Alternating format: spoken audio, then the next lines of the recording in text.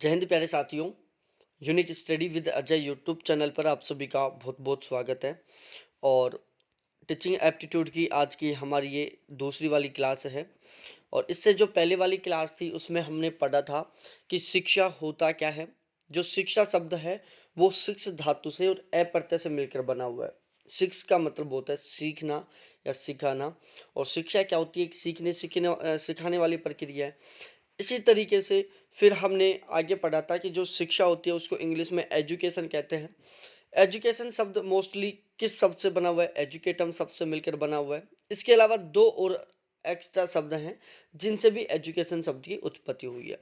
तो ओवरऑल मैंने कल आपको बहुत अच्छे से समझा दिया था कि एजुकेशन शब्द की उत्पत्ति तीन शब्दों से हुई थी। एजुकेयर है, एजुसीरस है और एजुकेटम है। ठीक है। यदि तीनों में से एक साथ तीनों के तीनों ऑप्शन में आते हैं तो हमें वहां पर, यदि तीनों में से तीनों एक साथ ऑप्शन में आते हैं, तीनों में से किसी एक को सिलेक्ट करना है कि एजुकेशन शब्द की उत्पत्ति कौन से शब्द से हुई है, तो लैटिन भाषा के एजुकेटम शब्द से उसको सही करना। ठीक है। एजुकेटम, एजुकेयर और एजुसीरस, ये तीन ऐसे शब्द हैं जिनके बारे में माना जाता है कि एजुकेशन शब्द की उत्पत्ति इन तीनों शब्दों से हुई है। लेकिन यदि ऑप्शन में ये तीनों के तीनों हो और इन तीनों में से किसी एक को हमें सेलेक्ट करना हो, तो मेरे प्यारे साथियों वहां पर आपको एजुकेटम शब्द को सिलेक्ट करना है। वह शिक्षा जिसकी कोई, अब उसके बाद में हमने पढ़ा था शिक्षा के प्रकार। ठीक है। उसमें हमने औपचारिक शिक्षा, अनौपचारिक शिक्षा और निरौपचारिक शिक्षा को पढ़ा था। ठीक है। औपचारिक शिक्षा और निरौपचारिक शिक्षा लगभग बराबर होती हैं। उनमें दोनों में केवल दो बातों के आधार पर अंतर होता है। ठीक है। वो दोनों के दोनों अंतर मैंने बहुत ही अच्छे से आपको समझा दिया था। बहुत ही अच्छे से मैंने उसको क्लियर करने की कोशिश की थी। जो औपचारिक शिक्षा होती है उसमें विश्वविद्यालय, स्थान या फिर स्कूल, कोचिंग वो होते हैं, उनमें होती है। जो औपचारिक शिक्षा होती है वो या तो किसी स्कूल में हो सकती है, किसी यूनिवर्सिटी में हो सकती है, किसी महाविद्यालय में हो सकती है, किसी कोचिंग में हो सकती है। मतलब एक फिक्स निश्चित स्थान होता है। लेकिन जो निरौपचारिक शिक्षा होती है उसमें कोई निश्चित स्थान नहीं होता। ठीक है। वो जरूरी नहीं कि किसी कॉलेज में हो, जरूरी नहीं कि किसी विश्वविद्यालय में हो, जरूरी नहीं कि किसी महाविद्यालय में हो। दूसरा सबसे बड़ा अंतर था कि जो औपचारिक शिक्षा होती है वो एक योजनाबद्ध होती है। उसमें सारा काम बिल्कुल एक प्लानिंग के साथ होता है। जबकि जो निरौपचारिक शिक्षा थी वो योजना के मामले में थोड़ी सी ज्यादा लचीली थी। ठीक है। उसके बाद में हमने अनौपचारिक शिक्षा के बारे में पढ़ा। अनौपचारिक शिक्षा औपचारिक शिक्षा से जस्ट विपरीत है। औपचारिक शिक्षा में क्या होता था कि औपचारिक शिक्षा में एक निश्चित स्थान होता था, एक निश्चित स्थान होता था, जैसे कोई कॉलेज हो गए, कोई विश्वविद्यालय हो गए, कोई महाविद्यालय हो गए। लेकिन जो अनौपचारिक शिक्षा होती है उसमें ना तो कोई निश्चित स्थान होता। ठीक है। जो औपचारिक शिक्षा होती है उसमें एक निश्चित पाठ्यक्रम होता है। जो अनौपचारिक शिक्षा होती है उसमें कोई निश्चित पाठ्यक्रम नहीं होता। औपचारिक शिक्षा में कुछ निश्चित विधियां होती हैं, अनौपचारिक शिक्षा में कोई निश्चित विधियां नहीं होती। अनौपचारिक शिक्षा है जो आकस्मिक चलने वाली एक प्रक्रिया है। ठीक है। यह जीवन पर्यंत चलने वाली प्रक्रिया है। मनुष्य अपने जीवन में कभी ना कहीं सदा कुछ ना कुछ सीखता ही रहता है। ठीक है। आज आप नोट करो, सुबह 10:30 बजे से और बाकी के पूरे दिन में आप बहुत सारी बार बहुत सारा कुछ नया ज्ञान सीखोगे। वो चाहे कैसा भी हो, चाहे वो लाइफ में आपके काम नहीं आए, लेकिन आप सीखोगे जरूर। तो वो हम किससे सीख रहे हैं? अनौपचारिक शिक्षा से सीख रहे हैं। जो बच्चा होता है ना, उसकी जो प्रथम शिक्षा होती है अनौपचारिक शिक्षा। वो किसी स्कूल में नहीं होती, किसी परिवार में नहीं होती, किसी घर में एक निश्चित परिवार में नहीं होती। ऐसा नहीं है कि आपका बच्चा यदि बोलना सीख रहा है स्टार्टिंग में तो वो केवल आपके घर की वजह से बोल रहा हो, नहीं, वो वहां के इन्वायरमेंट की वजह से बोलना सीख रहा है। ये सबसे मेन चीजें होती हैं। शिक्षा एक त्रिध्रुवीय, गत्यात्मक, अंतःक्रियात्मक व सोद्देश्य प्रक्रिया है। अब यहाँ पर मैंने चार शब्दों का यूज किया। सबसे पहला होता है त्रिध्रुवीय प्रक्रिया। इसके तीन ध्रुव होते हैं। एक शिक्षक हो गया, दूसरा शिक्षार्थी जो स्टूडेंट हो गया, और तीसरा पाठ्यक्रम हो गया जिसको पढ़ना है, जिसके संबंध में हमें काम करना है। गत्यात्मक, गत्यात्मक का मतलब होता है गतिशील। क्या? गतिशील। तो शिक्षण क्या? एक गत्यात्मक प्रक्रिया, एक गतिशील प्रक्रिया जो हमेशा चलती रहती है। उसके बाद में अंतःक्रियात्मक। अब आपके दिमाग में आया होगा कि सर शिक्षण एक अंतःक्रियात्मक कैसे है? भाई अंतःक्रियात्मक यहाँ पर स्टूडेंट और शिक्षक के बीच में है, ठीक है? तो जो शिक्षा है वो स्टूडेंट और टीचर दोनों के बीच में क्या है? एक अंतःक्रियात्मक प्रक्रिया है। कैसी है? एक अंतःक्रियात्मक प्रक्रिया है। तो ये आपको अच्छे से याद रखना है मेरे प्यारे साथियों कि शिक्षा, शिक्षक और शिक्षार्थी दोनों के बीच में अंतःक्रियात्मक है, ठीक है? दोनों के बीच में क्या है? अंतःक्रियात्मक है। सोद्देश्य प्रक्रिया, सोद्देश्य का मतलब होता है बिल्कुल फिक्स उद्देश्य वाली प्रक्रिया है। हम कुछ भी काम करते हैं, कुछ भी शिक्षण करते हैं, तो हमारा शिक्षण का एक निश्चित उद्देश्य होता है, ठीक है? जैसे यहाँ पर आप शिक्षण कर रहे हो तो आपका सबसे निश्चित उद्देश्य क्या? जेआरएफ क्वालिफाई करना। आपने अब तक की लाइफ में जो भी पढ़ाई की थी उसका हर न कहीं एक निश्चित उद्देश्य है। उपयुक्त तीनों ध्रुव में संबंध स्थापित करने की प्रक्रिया ही शिक्षण होती है। शिक्षण होती है जो शिक्षक, शिक्षार्थी और पाठ्यक्रम इनमें क्या करती है? संबंध स्थापित करने की कोशिश करती है। अब हम पढ़ते हैं यहाँ पर शिक्षण की विशेषताएं और प्रकृति, ठीक है? बहुत सारी बुकों में बहुत सारी जगह आपको ये दोनों अलग अलग देखने को मिलेंगे, प्रकृति अलग और विशेषता अलग। देखो प्यारे साथियों, प्रकृति और विशेषता आपस में मिलते जुलते हैं, दोनों में बहुत बड़ा अंतर नहीं है। तो जो विशेषताएं होंगी वो लगभग प्रकृति होगी। तो ये आपको ध्यान में रखना है कि प्रकृति और विशेषताएं बहुत ज़्यादा अंतर नहीं रखती, ये आपस में मिलती जुलती हैं दोनों।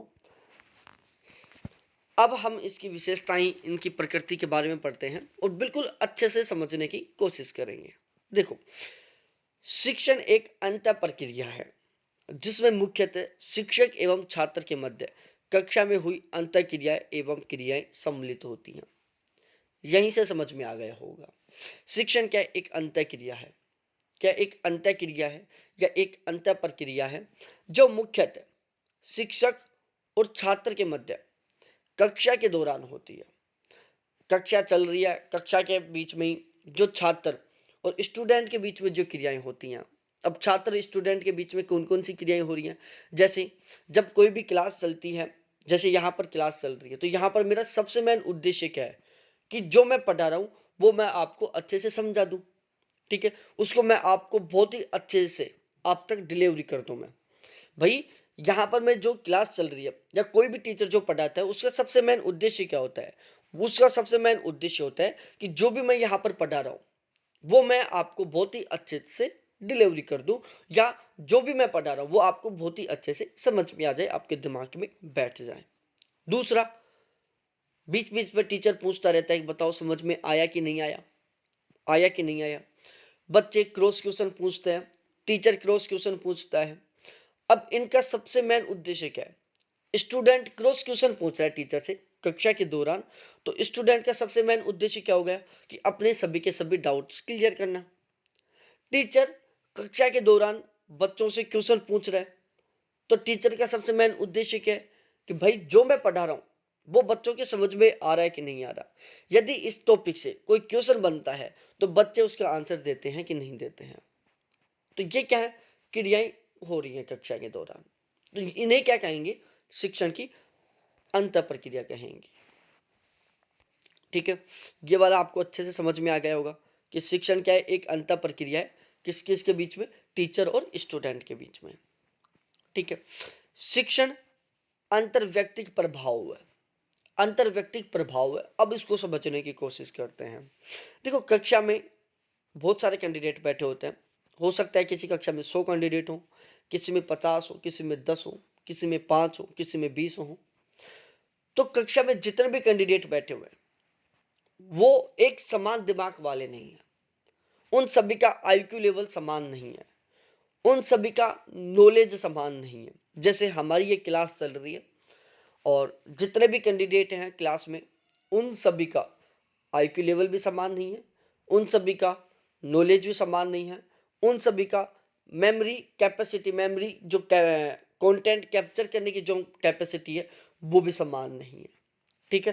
तो जितने भी स्टूडेंट है वो क्या है? व्यक्तिगत विभिन्नता लिए हुए हैं।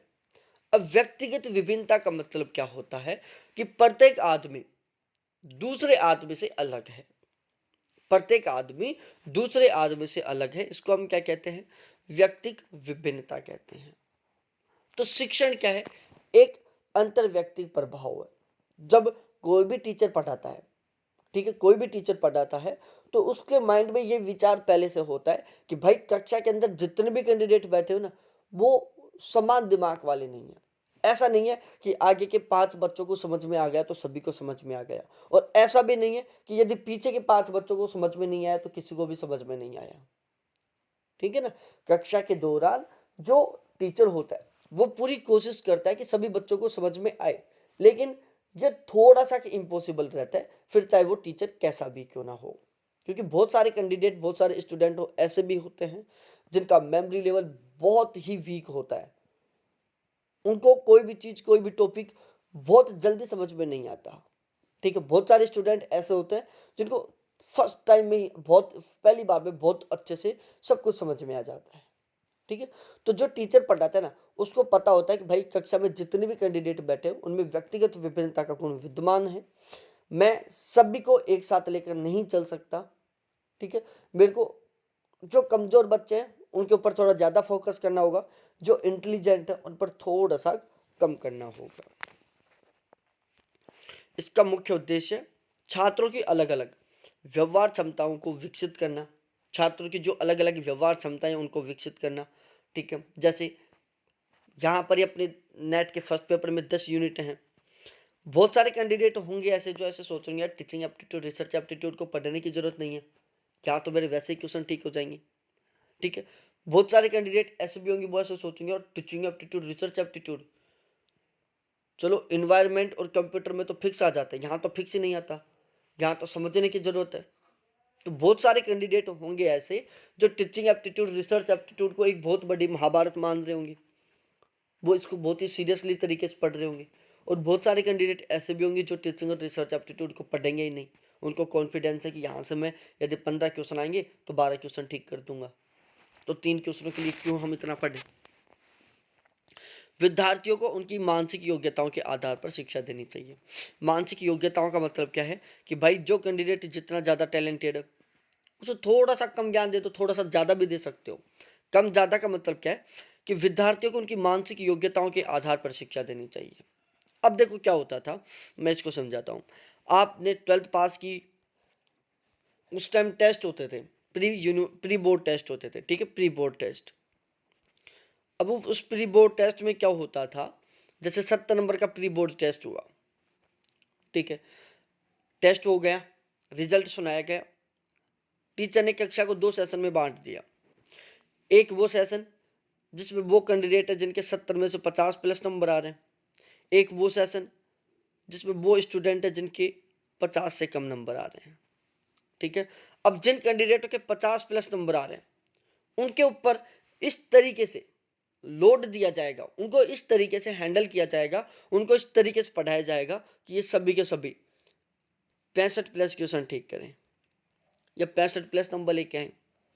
और इन कैंडिडेटों को कुछ इस तरीके से टैकल किया जाएगा कि ये सभी के सभी कैंडिडेट 60 प्लस या 50 प्लस नंबर लेके आए। ठीक है, इनको अलग कंटेंट पढ़ाया जाएगा, इनको अलग कंटेंट पढ़ाया जाएगा। ठीक है ना, तो वो क्या था, व्यक्तिगत विभिन्नता के आधार पर होता था।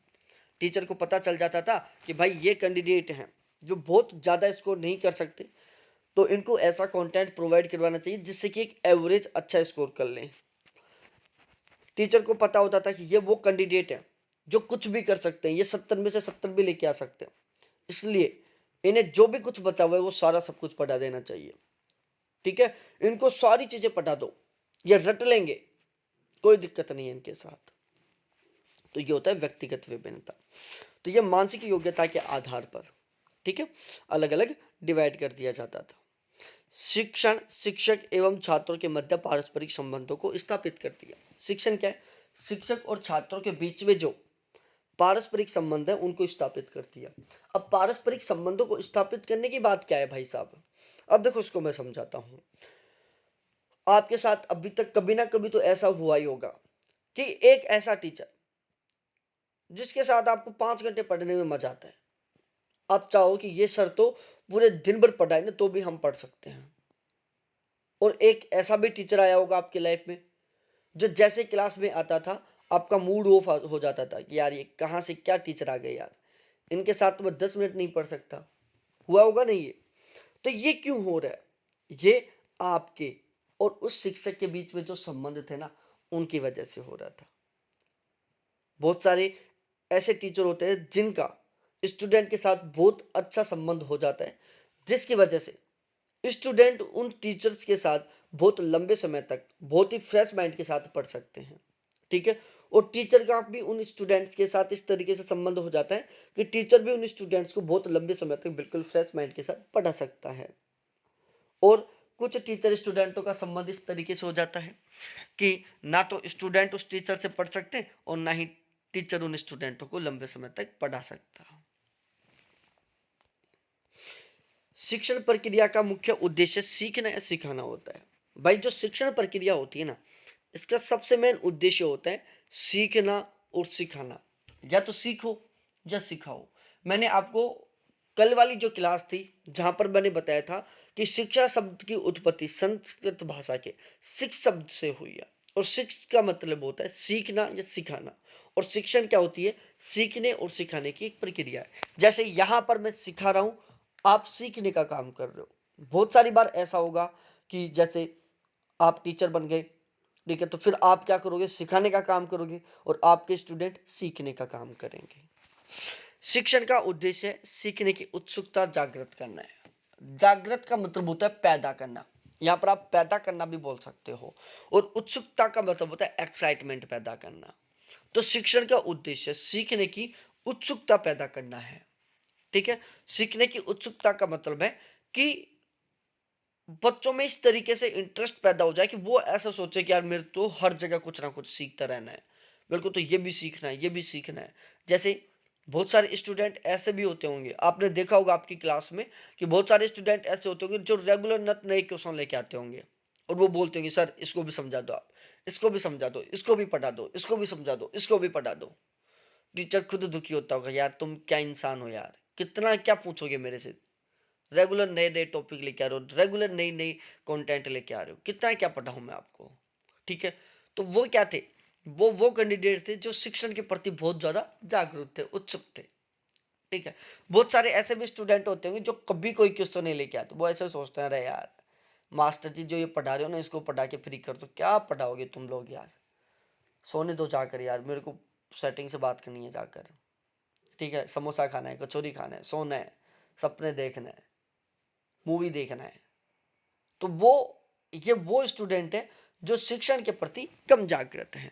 तो शिक्षण का सबसे मेन उद्देश्य होता है शिक्षार्थी को, विद्यार्थी को सीखने और सिखाने की उसके अंदर एक भावना पैदा करना। ठीक है? शिक्षण का सबसे मेन उद्देश्य क्या है? स्टूडेंट के बीच में या स्टूडेंट के अंदर सीखने सिखाने की भावना पैदा करना। शिक्षण एक सामाजिक प्रक्रिया है। अब इसको समझाता हूं कि शिक्षण एक सामाजिक प्रक्रिया कैसे है। देखो शिक्षण एक ऐसी प्रक्रिया है जो कभी भी एक सिंगल आदमी की के द्वारा नहीं हो सकती। ठीक है? शिक्षण एक ऐसी प्रक्रिया जो कभी भी एक सिंगल आदमी से नहीं हो सकती। शिक्षण होना है तो वहां पर कम से कम दो लोगों का होना जरूरी है। एक शिक्षक जो सिखाने का काम करेगा और एक शिक्षार्थी जो सीखने का काम करेगा। ठीक है? तो जो शिक्षण वो एक सामाजिक प्रक्रिया है, क्योंकि शिक्षण के लिए कम से कम एक शिक्षक और एक सीखने वाले स्टूडेंट का होना जरूरी है। और जहां पर एक से अधिक व्यक्ति होते हैं वो सामाजिक प्रक्रिया हो जाती है। ठीक है? समाज से जुड़े हुए पहलुओं का यहाँ पर सॉल्यूशन किया जाता है। ठीक है? समाज से जुड़े हुए जितने भी समस्याएं हैं उन सभी का समाधान भी किया जाता है। शिक्षण अधिगम को प्रोत्साहन, दिशा बोध और मार्गदर्शन की प्रक्रिया है। शिक्षण क्या करती है? अधिगम को प्रोत्साहित करती है। अधिगम का मतलब होता है लर्निंग, लर्निंग का मतलब होता है सीखना, समझना। तो शिक्षण के द्वारा हम क्या करते हैं? सीखते हैं, हम समझते हैं। तो शिक्षण क्या करती है? सीखने को, समझने को या अधिगम को क्या करती है? प्रोत्साहित करती है। सीखने समझने को बढ़ाने की कोशिश करती है। दिशा देने का काम करती है कि हमें किस दिशा में सीखना है, हमें किस तरीके से सीखना है, हमें किस तरीके से समझना है। मार्गदर्शन देती है मार्गदर्शन का मतलब है कि आप इस तरीके से बहुत अच्छे से सीख सकते हो, आप इस तरीके से बहुत अच्छे से नहीं सीख सकते। तो जहाँ पर हम बहुत अच्छे से नहीं सीख सकते, हम उससे बच कर रहेंगे। जहाँ से हम बहुत अच्छे से सीख सकते हैं, उसको हम फॉलो करने की कोशिश करेंगे। जहाँ शिक्षण होगा वहाँ पर अधिगम अवश्य होगा। ठीक है, ये बात ध्यान रख लेना कि जहाँ पर शिक्षण है वहाँ पर अधिगम तो 100% होगा ही। ठीक है, जहाँ पर शिक्षण होता है वहाँ पर लर्निंग तो होगा ही भाई। जब आप पढ़ रहे हो तो वहाँ पर समझ और सीख तो होगी। ठीक है, तो ये आपको ध्यान में रखना है प्यारे साथियों कि शिक्षण होगा वहाँ पर अधिगम तो होगा ही। आप कुछ भी शिक्षण करो, ठीक है, लाइफ में कोई भी शिक्षण करो आप, उसमें 100% आप कुछ ना कुछ तो जरूर सीखोगे ही, कुछ ना कुछ तो जरूर समझोगे ही। तो इसलिए शिक्षण होगा तो वहां पर अधिगम होगा। लेकिन जरूरी नहीं है कि जहां पर आप कुछ सीखो वो केवल शिक्षण से ही सीखो। ठीक है, देखो मैं इस लाइन को बिल्कुल शॉर्ट वे में समझा देता हूं। यदि आप कुछ भी शिक्षण कर रहे हो ना, कुछ भी शिक्षण कर रहे हो, किसी भी टॉपिक पर शिक्षण कर रहे हो, तो आप वहां पर सीखना और समझने का काम 100% करोगे। लेकिन जरूरी नहीं है कि यदि आप कुछ सीख रहे हो, समझ रहे हो, तो वो सब कुछ ही आप केवल शिक्षण की वजह से कर रहे हो। ये जरूरी नहीं है।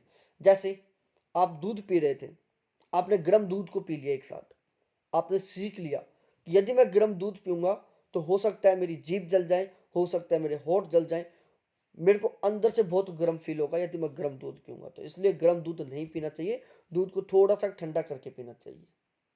ठीक है, ये आपने कहाँ से सीखा? जब आप दूध पी रहे थे। तो आपने कोई शिक्षण किया था? नहीं किया था, लेकिन फिर भी आप सीख गए, फिर भी आपने अधिगम कर लिया। ठीक है, जैसे रूम में पोछा लग रहा था, ठीक है, नीचे टाइल थी, पोछा लग रहा था, आप स्पीड से आए, आपके भी पांव थोड़े गीले थे, आप फिसल कर गिर गए। आपने सीखा कि यदि किसी छत पर गीला हो रहा है तो वहां पर थोड़ा सा सावधानी से चलो, अदरवाइज आप वहां पर फिसल कर गिर सकते हो। तो आपने सीखा, आपने समझा, लेकिन जो ये आपने सीखा था, जो आपने ये समझा था, वो एक शिक्षण के द्वारा नहीं सीखा आपने, एक शिक्षण के द्वारा नहीं समझा आपने। ठीक है, तो ध्यान रखना, जहां शिक्षण है वहां पर 100% अधिगम होता है, लेकिन जहां पर अधिगम है जरूरी नहीं है कि वहां शिक्षण हो।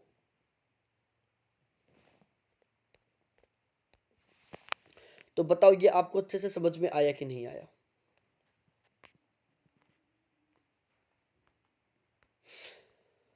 शिक्षण एक उद्देश्यपूर्ण प्रक्रिया, बिना उद्देश्य के शिक्षण प्रक्रिया नहीं होती। भाई शिक्षण एक उद्देश्यपूर्ण प्रक्रिया, एक उद्देश्य को प्राप्त करने के लिए होती है, एक उद्देश्य के साथ होती है। तो शिक्षण क्या है? एक उद्देश्यपूर्ण प्रक्रिया है जो एक निश्चित उद्देश्य को प्राप्त करने के लिए की जाती है। जैसे यहाँ पर आप नेट जैब क्वालिफाई करने के लिए शिक्षण कर रहे हो। शिक्षण का मुख्य उद्देश्य छात्रों के व्यवहार परिवर्तन से संबंधित है। देखो, शिक्षण का जो सबसे बड़ा उद्देश्य होता है ना, वो होता है कि छात्रों के व्यवहार में परिवर्तन लेके आना। शिक्षण का सबसे बड़ा, सबसे मुख्य उद्देश्य होता है छात्रों के व्यवहार में परिवर्तन लेके आना। जैसे आप यहाँ पर पढ़ोगे नेट जेआरएफ के लिए, लेकिन इससे भी आपके व्यवहार में जरूर कोई ना कोई तो 100% बदलाव आएगा ही। चाहे वो सोचने से संबंधित बदलाव हो, चाहे वो आपका समझने से संबंधित बदलाव हो, और चाहे वो आपका देखने से संबंधित बदलाव हो। शिक्षण एक विकासात्मक प्रक्रिया है। शिक्षण से छात्रों का ज्ञानात्मक, भावात्मक और क्रियात्मक विकास होता है। शिक्षण क्या? एक विकासात्मक प्रक्रिया है। शिक्षण के द्वारा स्टूडेंट का विकास होता है। ठीक है, अब जैसे आप मेरे से यहाँ पर पढ़ रहे हो या आप किसी भी टीचर से पढ़ रहे हो, तो आपका विकास हो रहा है, आपका ज्ञान बढ़ रहा है। ठीक है, आपकी भावनात्मक ज्ञान बढ़ रहा है। ठीक है, भावनात्मक ज्ञान का मतलब है आपको कहाँ पर इमोशन होना है, कहाँ पर इमोशन नहीं होना, कहाँ पर आपको, जैसे हम बहुत सारी बार टॉपिक से अटैच हो जाते हैं। ठीक है, मेंटली तरीके से हम बहुत सारे टॉपिकों से अटैच हो जाते हैं। मोस्टली हम मास्टर डिग्री उन सब्जेक्टों से करते हैं जिन सब्जेक्टों से हम भावात्मक तरीके से जुड़ जाते हैं। ठीक है, तो हम क्या कर रहे थे? शिक्षण कर रहे थे। शिक्षण के दौरान ही किसी एक सब्जेक्ट का हमारा क्या हुआ?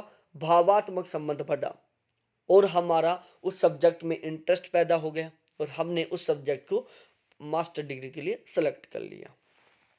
क्रियात्मक विकास भी होता है, फिजिकली तरीके से भी विकास होता है शिक्षण के द्वारा।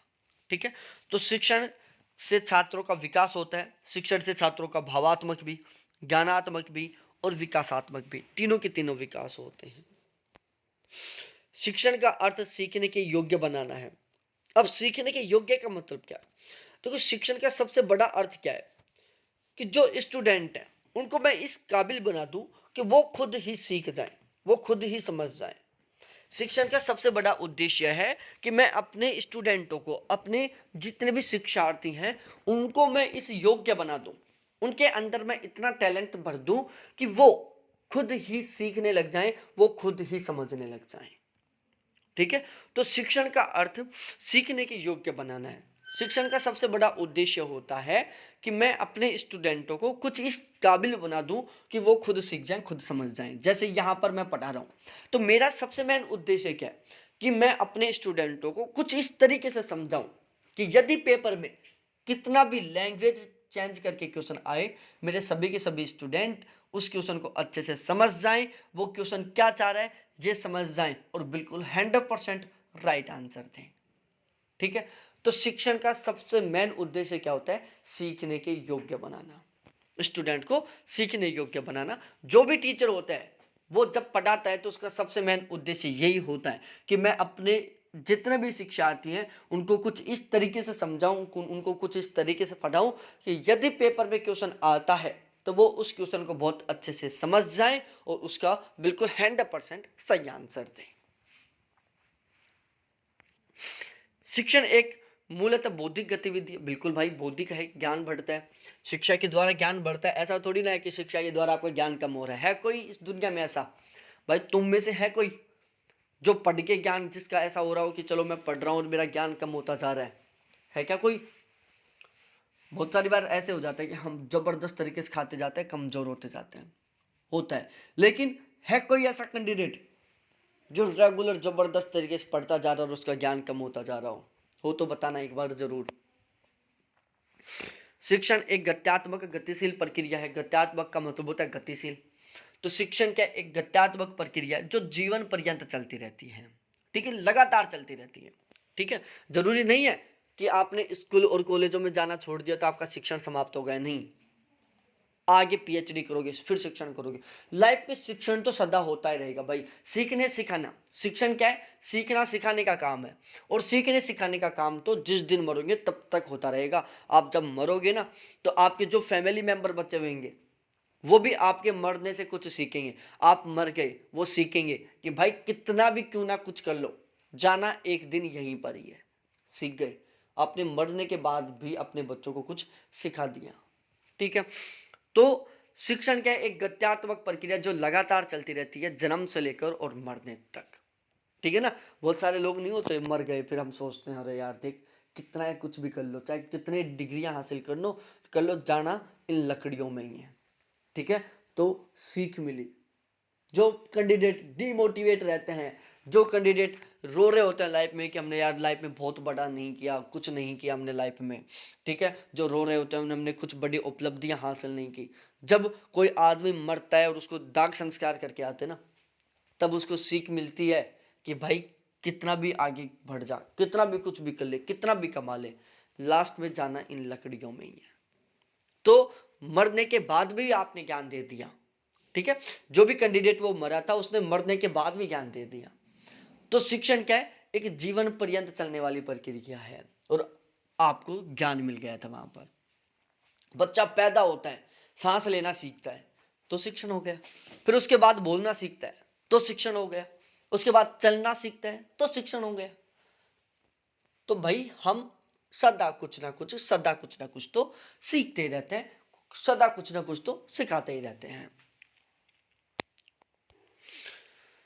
शिक्षण मार्गदर्शन भी है और निर्देशन भी है। शिक्षण मार्गदर्शित करने का काम भी करती है और निर्देश देने का काम भी करती है। जो बहुत अच्छे एजुकेटेड कैंडिडेट होते हैं ना, जिन्होंने बहुत हाई लेवल की एजुकेशन प्राप्त की है, आपने कभी ऐसा नहीं सुना होगा कि यूपीएससी की तैयारी करने वाले कैंडिडेट ने सुसाइड किया, कभी नहीं सुना होगा। और आपने ऐसे बहुत सारी बार सुन लिया होगा कि नीट, आईआईटी इनकी तैयारी करने वालों ने सुसाइड किया। नीट की, जी मेंस की तैयारी करने वाले बच्चे ने सुसाइड किया। रिजल्ट आने दो, आईआईटी करने वाले भी बहुत सारे सुसाइड करते हैं। ठीक है, इसकी नीट की तैयारी करने वाले भी बहुत सारे सुसाइड करते हैं। 12th का रिजल्ट आने दो, 12th में कम मार्क्स आने की वजह से भी कई कैंडिडेट सुसाइड करेंगे। लेकिन आपने अभी तक कभी ऐसे नहीं सुना होगा कि फर्स्ट ग्रेड की तैयारी करने वाले कैंडिडेट ने सुसाइड किया, प्रोफेसर या असिस्टेंट प्रोफेसर की तैयारी करने वाले कैंडिडेट ने सुसाइड किया, नेट जेआरएफ की तैयारी करने वाले किसी कैंडिडेट ने सुसाइड किया, या यूपीएससी पीसीएस एग्जाम की तैयारी करने वाले किसी कैंडिडेट ने सुसाइड किया। वो क्यों नहीं करते? क्योंकि उनमें एक एजुकेशन होती है, ठीक है ना, उनमें क्या होती है, बहुत अच्छी एजुकेशन होती है, उनमें निर्देश डायरेक्शन, उनमें निर्देश देने की और मार्गदर्शन करने की जो कैपेसिटी वो बढ़ जाती है। उन्होंने इतना ज्ञान अचीव कर लिया, उन्होंने इतना पढ़ लिया कि उनके अंदर मार्गदर्शित होने की, कि हमें किस मार्ग पर चलना है, हमें किस मार्ग पर नहीं चलना है, अपनी लाइफ को एक सही डायरेक्शन देने की कैपेसिटी आ जाती है, ठीक है। तो ध्यान रखना मेरे प्यारे साथियों, आप जितना ज्यादा पढ़ोगे ना, आप जितना ज़्यादा हायर एजुकेशन की ओर जाओगे, आपके अंदर मार्गदर्शित करने की और निर्देशित करने की कैपेसिटी उतनी ही ज़्यादा बढ़ती जाएगी, ठीक है। ये चीज़ें आपको अच्छे से ध्यान रखना है। शिक्षण प्रत्यक्ष और अप्रत्यक्ष दोनों ही रूपों में होती है। शिक्षण डायरेक्टली भी होता है, शिक्षण इनडायरेक्टली भी होता है। जैसे यहाँ पर आप डायरेक्टली सीख रहे हो मेरे से, ठीक है, डायरेक्टली सीख रहे हो। यहाँ पर बहुत सारी बार हम किसी और काम के लिए जा रहे होते हैं और बीच में हमें कोई और ज्ञान मिल जाता है, ठीक है ना, होता होगा ना कई बार आपके साथ भी ऐसा, आप जा कहीं और रहे हो कोई और ही काम करने के लिए, बीच में आपको कोई और ही ज्ञान मिल गया, ठीक है, कोई और ही ज्ञान मिल गया। जैसे आप जा रहे थे, आप मस्त तरीके से पैदल पैदल जा रहे थे आप, ठीक है, और ऊपर एक पेड़ था, अचानक उस पेड़ से एक फल या फिर एक टहनी टूटी आपके ऊपर गिर गई, तो आपको ज्ञान मिला, यार यदि ये टहनी थोड़ी सी मोटी होती तो आज दब के मर जाता मैं, इसलिए अब मैं दोबारा जब भी चलूंगा ना, तो मैं पेड़ के नीचे से नहीं चलूंगा, पेड़ के साइड से होके चलूंगा, वरना हो सकता है वो टूट के गिर जाए और मैं मर जाऊं, ठीक है ना। आपने सुना होगा न्यूटन का नियम, उन्होंने गुरुत्वाकर्षण का नियम दिया था कि भाई, ग्रेविटी फोर्स का नियम दिया था कि भाई हर वस्तुएं नीचे क्यों गिरती हैं, ठीक है ना। अब उन्होंने इतने नियम दे दिए गुरुत्वाकर्षण को लेकर, बहुत सारे कैंडिडेट तो ये सोचते हैं कि काश उस दिन सेव की बजाय कोई बड़ा सा कोड़ा गिरता ना, वो खत्म हो जाते और वो पढ़ाने का ये गुरुत्वाकर्षण का नियम है ना, ये खत्म हो जाता। इतने सारे ग्रेविटी के नियम है, बहुत सारे फिजिक्स वाले बेचारे दुखी हैं इस चीज को लेकर। शिक्षण एक सामाजिक और व्यावसायिक प्रक्रिया है, ठीक है, व्यावसायिक भी है, समझ सकते हो यहाँ से, सामाजिक भी है, मैं समझा चुका हूँ ऑलरेडी। शिक्षण एक सुनियोजित एवं सोद्देश्य प्रक्रिया है। सुनियोजित का मतलब होता है शिक्षण एक फिक्स प्लानिंग के साथ होती है, एक निश्चित प्लानिंग के साथ होती है, एक निश्चित उद्देश्य को प्राप्त करने के लिए। शिक्षण अधिगम के प्रेरित करता है, शिक्षण अधिगम को प्रेरित करता है। आप जितना ज्यादा पढ़ोगे ना, अब उतना ही ज्यादा सीखोगे, अब उतना ही ज्यादा समझोगे। तो जो आपका शिक्षण है वो आपके सीखने और समझने को क्या कर रहा है, मोटिवेट कर रहा है। आप जितना ज्यादा पढ़ोगे उतना ही ज्यादा आप सीखते समझते चलोगे। शिक्षण छात्रों के संवेगों का प्रशिक्षण करता है। जो शिक्षण होता है ना, छात्रों के जो संवेग होते हैं, छात्रों की जो भावनाएं होती है, छात्रों के जो इमोशन होते हैं, उनको ट्रेन करता है, ठीक है, शिक्षण के द्वारा। देखो फिर से मैं बताता हूं, वही एग्जाम्पल, सुसाइड करने वाला, 12वीं का रिजल्ट आएगा, बहुत सारे 12वीं के कैंडिडेट सुसाइड करेंगे, ठीक है। नीट का रिजल्ट आएगा, फिर कई स्टूडेंट सुसाइड करेंगे। जी मेंस, जी एडवांस का रिजल्ट आएगा, फिर कई कैंडिडेट सुसाइड करेंगे। क्यों? क्योंकि उन्होंने बहुत ज़्यादा शिक्षण ग्रहण नहीं किया अभी, तो उनका जो भावात्मक पक्ष है वो अभी कमज़ोर है। रिजल्ट आता है, कम मार्क्स आते हैं, फिर वो सोचते हैं यार मेरे कम नंबर आए, मेरे पापा मेरे से आस लगा रखे थे, मेरी मम्मी मेरे से आस लगा रखे थे, मेरा भाई बहन मेरे से आस लगा रखे थे, मैं अब उनको किस तरीके से अपना मुंह दिखाऊंगा, मैं उनको किस तरीके से बताऊंगा, वो अब क्या सोच रहे होंगे, वो मेरे लिए क्या सोच रहे होंगे, वो फूफा जी क्या बात कर रहे होंगे, वो बुआ जी पापा जी को ताने मार रही होंगी। इस तरीके से क्या होते हैं, हम भावात्मक खेल के साथ खेल जाते हैं। वो स्टूडेंट क्या होते हैं, भावात्मक रूप से कमजोर होते हैं और उन भावात्मक खेलों के साथ खेल जाते हैं। लास्ट में डिसीजन लेते हैं कि भाई अब तो हमें कुछ नहीं करना, ना तो मैं कुछ कर सकता और ना कुछ, और हमें सुसाइड कर लेना चाहिए, वो सुसाइड कर लेते हैं। जो कैंडिडेट हायर एजुकेशन ले लेते हैं, जैसे यूपीएससी, भाई 32 साल का कैंडिडेट है, एग्जाम दे रहा है, जबरदस्त तरीके से पढ़ रहा है, पिछले 10 साल से लगातार वो यूपीएससी की तैयारी कर रहा है, 4 अटेम्प्ट दे दिया, लास्ट का अटेम्प्ट था और उसमें फेल हो गया। बंदे कोई फर्क नहीं पड़ रहा, थोड़ी सी देर दुखी होगा, फिर सोचेगा अरे यार एग्जाम में तो फेल हुए हैं, अभी तो पूरी जिंदगी बाकी है, यदि जिएंगे तो और कहीं कुछ धमाल मचा देंगे। अब देखो वहां पर उस कैंडिडेट के अंदर भावात्मक पक्ष बहुत मजबूत हो चुका है, और वो जो भावात्मक पक्ष मजबूत हुआ था वो किससे हुआ था? केवल और केवल शिक्षण के द्वारा हुआ था।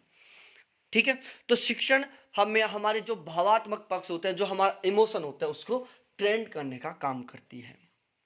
जितनी ज्यादा एजुकेशन आएगी उतना ही आपका भावात्मक पक्ष मजबूत होता जाएगा। शिक्षण ज्ञान एवं सूचना प्रदान करने का काम करती है। शिक्षण के द्वारा ज्ञान मिलता है, शिक्षण के द्वारा नई नई सूचनाएं मिलती हैं, शिक्षण के द्वारा नए नए फैक्ट मिलते हैं। बालक को अपने वातावरण में समायोजन के लिए तैयार करना। शिक्षण क्या करता है? बालक को, स्टूडेंट को उसके वातावरण के साथ समायोजित करने के लिए तैयार करता है। शिक्षण में भाषा के विकास द्वारा संप्रेषण होता है। ठीक है, शिक्षण में भाषा के विकास के द्वारा संप्रेषण होता है। जितनी ज्यादा आपकी एजुकेशन बढ़ती जाएगा, आपका कम्युनिकेशन का जो स्किल है, आपकी जो भाषा का नॉलेज, वो उतना ही ज्यादा बढ़ता जाएगा। आपका जो बात करने का तरीका है वो उतना ही गजब होता जाएगा। और ये आपने खुद ने एक्सपेरिमेंट किया होगा, या आप अपने ऊपर भी इस चीज को देख सकते हो। जब आप 12th में थे तो आपका बोलने का, आपकी बात करने का जो तरीका था वो कुछ और था। आज आपकी बात करने का तरीका, आपका बोलने का तरीका, आपका जो ज्ञान है वो कुछ और है। और पढ़ते रहो, पीएचडी करने के बाद में आपका बात करने का तरीका, आपका जो ज्ञान है वो कुछ और रहेगा। शिक्षण एक कला भी और विज्ञान भी है। सबसे मेन बात, शिक्षण कला कैसे है और शिक्षण विज्ञान कैसे है, यह भी मैं समझाता हूं। शिक्षण कला और विज्ञान दोनों है। शिक्षण नियोजन एवं मूल्यांकन की क्रिया है। शिक्षण के दौरान हम जो नियोजन का मतलब होता है उसकी प्लानिंग करना, अलग अलग डिवाइड करना कि भाई इसको इस तरीके से पढ़ना है, इसको इस तरीके से पढ़ना है, इसको इस तरीके से पढ़ना है। जैसे 10 सिलेबस था, ठीक है, जो सिलेबस था 10 की 10 यूनिट थी, मैंने सबसे पहले टीचिंग एप्टीट्यूड को क्यों सेलेक्ट किया? तो ये मेरा क्या एक प्लानिंग है। मूल्यांकन करना, लास्ट में जो टेस्ट लेते हैं वो मूल्यांकन करना, ये क्या है? वैज्ञानिक पक्ष है। तो शिक्षण नियोजन तथा मूल्यांकन क्रियाओं की जो प्रकृति होती है वो क्या होता है? वैज्ञानिक पक्ष होता है। शिक्षण का प्रस्तुतिकरण, शिक्षण प्रक्रिया क्या होती है? कलात्मक पक्ष होता है। भाई बहुत सारे टीचर ऐसे होते हैं जिनके अंदर बहुत गजब का टैलेंट होता है, बहुत ही हाई लेवल का टैलेंट होता है उनके अंदर, लेकिन फिर भी वो बच्चों को 100% सेटिस्फाई नहीं कर पाते। वो बच्चों को अपना ज्ञान अच्छे तरीके से नहीं समझा पाते। और कुछ टीचर ऐसे होते हैं जिनमें बहुत ज्यादा ज्ञान नहीं होता, लेकिन वो बच्चों को 100% सेटिस्फाई कर देते हैं। वो बच्चों को अपना ज्ञान बिल्कुल अच्छे तरीके से भर देते हैं। बहुत सारे टीचर ऐसे होते हैं जिनकी पढ़ाया हुआ क्लास में याद हो जाता है। होता है ना, आपकी लाइफ में भी ऐसे कई टीचर आए होंगे जिन्होंने जो भी पढ़ा है क्लास में याद हो गया। आप भी बोलते हैं अरे यार ये मास्टर मस्त है, जो पढ़ाता है क्लास में याद हो जाता है, क्लास में याद करवा देता है। कुछ मास्टर ऐसे होंगे जो ऐसे सोचते हैं अरे यार ये क्या बोरियत इंसान है, ये ऐसी तो लैंग्वेज में लिखवा जाता है जो बाद में भी समझ नहीं आता, इसका समझाने का तरीका इतना खराब है, कुछ ही समझ में नहीं आता। तो वो समझाने का जो तरीका है वो क्या एक कला है। जो समझाने का तरीका क्या कला है। एक टीचर भी वो समझाने की जो कला है वो इस कदर है कि वो अपनी उस कला का यूज करके अपना जो ज्ञान है उसको डायरेक्टली बच्चों के दिमाग में सेट कर देता है और बच्चों के मस्त तरीके से समझ में आ जाता है। दूसरी साइड एक टीचर, उसमें उस समझाने की कला का क्या है अभाव है, जिसकी वजह से वो टीचर अपने ज्ञान को स्टूडेंटों के अंदर सही ढंग से डिलीवरी नहीं दे पाता है, सही ढंग से उनके अंदर सेट नहीं कर पाता है। तो जो समझाने का तरीका है वो क्या है मेरे प्यारे साथियों? कला ही है एक, कि एक टीचर इस तरीके से समझा रहा है कि सभी बच्चों को समझ में आ रहा है, तो उस टीचर में क्या है समझाने की कला बहुत ही अच्छी है। एक टीचर जो बेचारा पूरी कोशिश कर रहा है समझाने की लेकिन बच्चों को समझ में नहीं आ रहा है, तो उस टीचर के अंदर जो समझाने की कला थी उसका क्या है अभाव है। शिक्षण एक सतत प्रक्रिया है जो लगातार चलती रहती है। शिक्षण अधिगम उद्देश्यों की प्राप्ति तक चलती है। शिक्षण कब तक चलती है? अधिगम के उद्देश्यों को प्राप्त करने तक। ठीक है, तो शिक्षण अधिगम उद्देश्यों को प्राप्त करने तक चलती है। इसके 3 पक्ष होते हैं, क्रिया होता है, शिक्षण होता है, मूल्यांकन होता है। ठीक है, क्रिया, शिक्षण और मूल्यांकन, ये इसके 3 पक्ष हैं। शिक्षण एक औपचारिक तथा अनौपचारिक प्रक्रिया है। ठीक है, शिक्षण औपचारिक भी हो सकता है, शिक्षण अनौपचारिक भी हो सकता है। स्कूलों में, कॉलेजों में, कोचिंगों में जाकर जो हम ज्ञान प्राप्त करते हैं वो क्या होता है? औपचारिक प्रक्रिया होती है।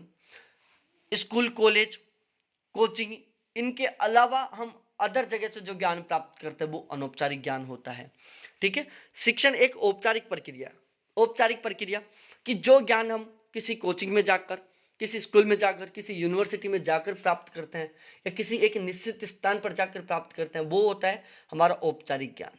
अनौपचारिक ज्ञान वो ज्ञान होता है जो हम किसी एक निश्चित स्थान से प्राप्त नहीं करते, हम टेम्परेरी किसी भी स्थान से प्राप्त कर लेते हैं। ठीक है, तो औपचारिक ज्ञान वो ज्ञान जो हम किसी एक निश्चित स्थान जैसे कॉलेज, कोचिंग या यूनिवर्सिटी से प्राप्त करते हैं। अनौपचारिक ज्ञान वो ज्ञान होता है जो हम किसी एक निश्चित स्थान से नहीं बल्कि टेम्परेरी रूप से कहीं से भी प्राप्त कर लेते हैं। पूर्व ज्ञान के आधार पर नवीन ज्ञान प्रदान करना। शिक्षण की सबसे मेन विशेषता क्या होती है? शिक्षण क्या करता है? जो पहले का ज्ञान होता है उसके बेस पर नया ज्ञान प्रदान करता है, नया ज्ञान देता है। पुराने ज्ञान के बेस पर नया ज्ञान देने का काम करता है। त्रुटियों को निर्धारित करता है, उन्हें दूर करने का काम करता है। शिक्षण के द्वारा जो गलतियां हैं उनको निर्धारित किया जाता है कि भाई ये गलतियां हैं और अब हमें इन गलतियों को इस तरीके से दूर करना है। शिक्षण एक त्रिध्रुवीय प्रक्रिया है। शिक्षण के 3 ध्रुव कौन कौन से हैं? शिक्षक है, शिक्षार्थी और पाठ्यक्रम है। शिक्षण आमने सामने होने वाली प्रक्रिया, आमने सामने बैठकर या आमने सामने होने वाली प्रक्रिया है। ठीक है, आप कहीं पर भी कोई भी शिक्षण लो वो आमने सामने ही होगा। शिक्षण निदानात्मक और उपचारात्मक प्रक्रिया है। निदानात्मक, उपचारात्मक दोनों का मतलब क्या होता है? निदानात्मक का मतलब होता है कारण ढूंढना।